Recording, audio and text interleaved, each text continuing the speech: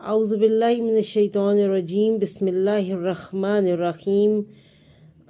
آج سے ہم قاعدہ شروع کر رہے ہیں تاکہ آپ لوگوں کو حرکات کا بیان جو ہے وہ آپ کو پتہ ہو کہ کون کون سی حرکت کس طرح سے ادا کی جاتی ہے، زبر زیر اور پیش کو، یا دو زبر دو زیر دو پیش کو، اور اس طرح سے کافی کچھ ہوتا ہے تجوید میں، کس طرح سے اس کی ادائیگی ہوتی ہے اس کے بارے میں ہم آپ کو بتائیں گے۔ تو آج ہم انشاءاللہ کرتے ہیں زبر کا بیان۔ زبر جو ہے وہ لفظ کے اوپر ہوتی ہے، ٹھیک ہے، اور زبر کی ڈیفینیشن یہ ہے کہ زبر کو بالکل بھی کھینچا نہیں جاتا، لمبا نہیں کیا جاتا، لمبا ہونے سے اس کو بچایا جاتا ہے۔